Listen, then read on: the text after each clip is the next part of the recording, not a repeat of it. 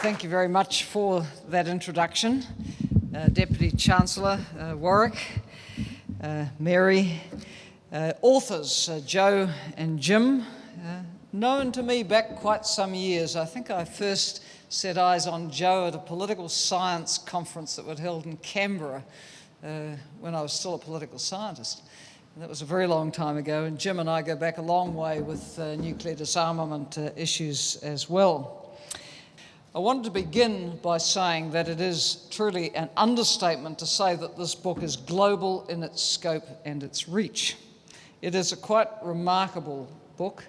It draws insights on governance across our stressed planet from a very wide range of perspectives, spanning the historical to the biological, the psychological, and the cultural. It outlines our current global dilemmas against a background of mega trends over millennia. This is what I mean by large in scope and reach. I personally profess to have no expertise whatsoever in a range of the disciplines from which the book draws its insights, as my own background has been in the Political Studies Department of a university, many years in the legislative and executive arms of the state in a small country, and now a bird's eye view from a development perspective of the UN's role and place in the multilateralism of the 21st century. But from that background, I find myself in considerable agreement with the analysis in this volume about the pressures that our world is under. And I find myself asking essentially the same question as do our two authors, and that is, do we, in our local communities, our nations, our regions of the world, and in the international community itself, have within us the capacity to tackle the immense challenges which confront us? Or will a failure to adapt lead us to the extinction which was the fate of species and civilizations which have gone before us? The central thesis of the book is that our world is undergoing a radical transition to where we are not quite sure, but we know where we've come from. The book delves deep back into time, but let me take the starting point of my remarks as the 20th century. Such a dramatic century in so many ways, with its first half dominated by world wars and recession, and then a second extraordinary half dominated by a Cold War and the equally dramatic way in which it ended, a nuclear arms race, decolonisation, world population more than doubling, huge economic dynamism with the significant environmental fallout that has come from that, not least on the climate, the information technology revolution, and much else. All these events are part of my personal history as one born exactly at the half-century mark. Then, in the first decade of this century, we have seen dramatic events just keep unfolding, with huge implications for us all, and we could all spin off a number of these dramatic events off the top of our heads. The flow-on effects from September 11th, the invasion of Iraq, the heightened tension between the Islamic Street and the West, the spread of SARS, the avian flu, global influenza pandemic declared now, the Asian tsunami, other catastrophic natural disasters, some related to global warming. The food crisis, which has not gone away. Food prices are still incredibly high. The fuel price spikes, which cause so much pressure. And then on top of all this, the global recession, which makes reaching people's development aspirations so much harder, and has led, with the cumulative effects of these crises, to a rise in the numbers of people who are living in extreme poverty and who are chronically hungry. We live in a world where a significant number of countries are in deep and protracted crisis and or trying to recover from it. So these shocks this decade are a huge challenge to us all.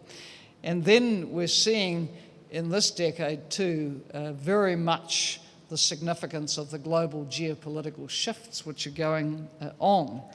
The development, for example, of the G20 at leader level, informal multilateralism, the role of groupings like the BASIC group on climate issues, Brazil, South Africa, India, China, the role of the BRICS, Brazil, Russia, India and China, on a range of economic issues and extending out to the potential of a global club which is supportive of a multipolar world.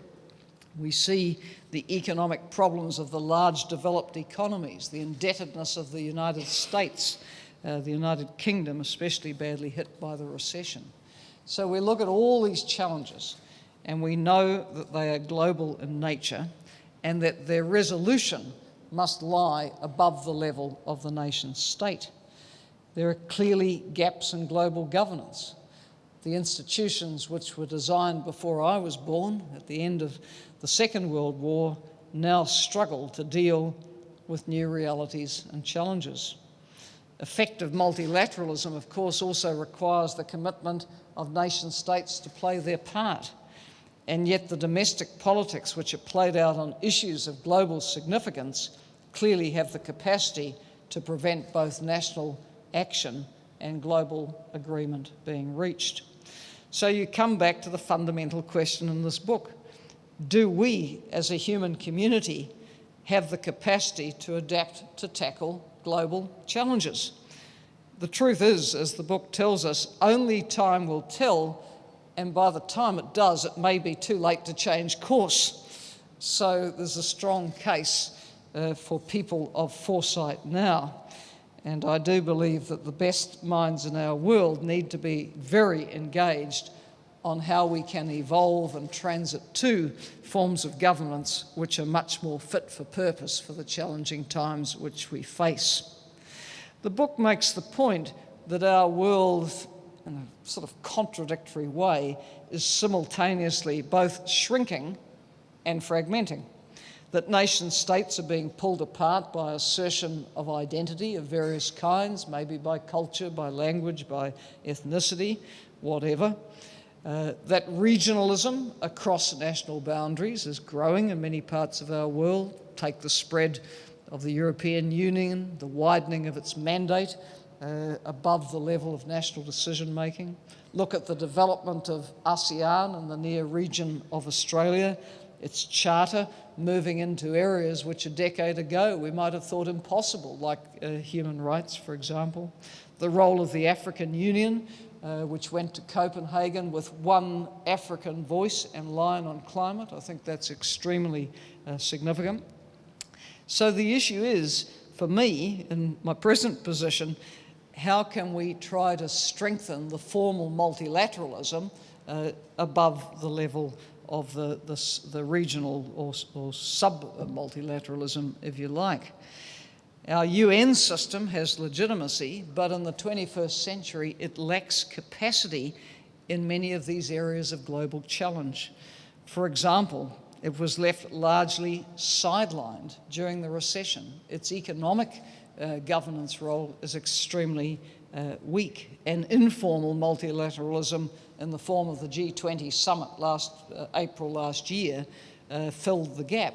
But I don't think informal multilateralism is a satisfactory substitute for formal multilateralism, which is inclusive of all the world's nations. The Security Council's composition is clearly highly outdated, but extremely difficult to change. The governance of the Bretton Woods institutions is seen as deeply unfair by developing countries.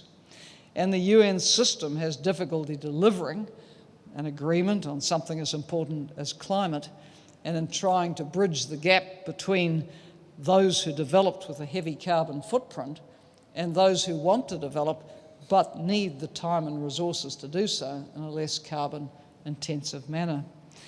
So, from my point of view, the jury is out on whether we can overcome these challenges and the new challenges and shocks which will inevitably come along, which we cannot predict as we stand here today. I believe the importance of a book like Worlds in Transition is that it places these issues within the sweep and context of human and natural history. It causes us to stand back and reflect on the mega trends which have produced our world as we know it, and which we may or may not have it within our power and capacity to influence for the better in the future. So with those sobering thoughts, I'm very happy to be launching Worlds in Transition, Evolving Governance Across a Stressed Planet by Joe Camilleri and Jim Falk. Congratulations.